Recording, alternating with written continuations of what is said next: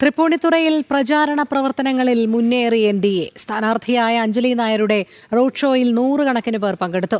2020 president Sabu M Jacob, BJP. സംസ്ഥാന ജില്ലാതല നേതാക്കൾ എന്നിവർ റോഡ് ഷോയിൽ അണിനിരന്നു.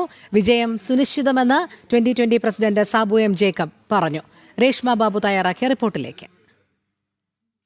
തൃപ്പൂണിത്തുറ മണ്ഡലത്തിൽ തെരഞ്ഞെടുപ്പ് പ്രചാരണങ്ങൾ ചൂടുപിടിക്കുകയാണ്. അഞ്ജലി നായരാണ് എൻ.ഡി.എയുടെ സ്ഥാനാർത്ഥി. എൻ.ഡി.എയുടെ സ്ഥാനാർത്ഥിയായിട്ടുള്ള അഞ്ജലി നായരുടെ റോഡ് ഷോയിലാണ് നമ്മളിപ്പോൾ ഉള്ളത്. അഞ്ജലി നായരെ കുറിച്ച് പറയുകയാണെങ്കിൽ തൃപ്പൂണിത്തുറ മണ്ഡലത്തിന് ഏറെ സുപരിചിതയായിട്ടുള്ള സ്ഥാനാർത്ഥി, അതിനേക്കാൾ ഉപരി എൻ.ഡി.എ വിജയപ്രതീക്ഷ വെച്ചു പുലർത്തുന്ന ഒരു മണ്ഡലം കൂടിയാണ്. 2020യുടെ സാരഥിയായിട്ടാണ് എൻ.ഡി.എ മുന്നണിയിൽ നിന്നും അഞ്ജലി നായർ മത്സരിക്കുന്നത്.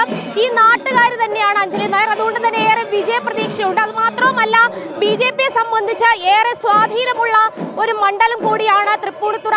2020യുടെ നേതാവായിട്ടുള്ള 2020യുടെ ലീഡറായിട്ടുള്ള സാബു എം ജേക്കബ് നമ്മോടൊപ്പം ചേരുന്നുണ്ട്. എത്രത്തോളം വിജയപ്രതീക്ഷയുണ്ട്? എല്ലാ ആളുകളും, എല്ലാ സ്ഥാനാർത്ഥികളും വിജയിക്കാൻ വേണ്ടിയിട്ടല്ലേ മത്സരിക്കുന്നത്. അപ്പോൾ ഒരാൾ പോലും വിജയിക്കില്ല എന്ന് പറയില്ല. ഇതൊക്കെ ജനങ്ങൾ തീരുമാനിക്കേണ്ട ഒരു കാര്യമാണത്. അപ്പോൾ നമ്മളൊരു നല്ല സ്ഥാനാർത്ഥിയെ കൊടുക്കുന്നു.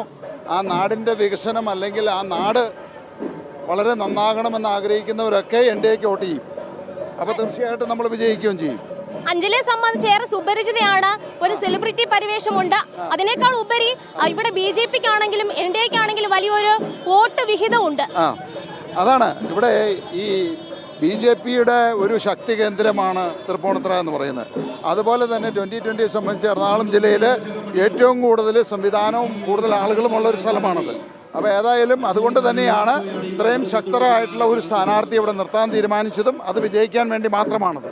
അതെ, തീർച്ചയായിട്ടും വലിയൊരു ശുഭപ്രതീക്ഷയിൽ തന്നെയാണ് പ്രചാരണ പ്രവർത്തനങ്ങളൊക്കെ തന്നെ മുന്നോട്ട് പോകുന്നത്. അതിശക്തിയായിട്ടുള്ള ഒരു സ്ഥാനാർത്ഥിയെ നിലനിർത്തിക്കൊണ്ട് എൻ.ഡി.എ ഇവിടെ വിജയിക്കുമെന്ന് തന്നെയാണ് പറയുന്നത്. കഴിഞ്ഞ തൃപ്പൂണിത്തുറ മുനിസിപ്പാലിറ്റി ബി.ജെ.പി പിടിച്ചെടുത്തിരുന്നു, എൻ.ഡി.എ പിടിച്ചെടുത്തിരുന്നു. അത്തരത്തിൽ വലിയ സ്വാധീന ശക്തിയുള്ള മേഖലയിൽ അതിശക്തിയായിട്ടുള്ള ഒരു പോരാളിയെ തന്നെ പോരാട്ടത്തിനിറക്കിക്കൊണ്ടാണ് എൻ.ഡി.എ ഈ തെരഞ്ഞെടുപ്പിനെ നേരിടുന്നത്.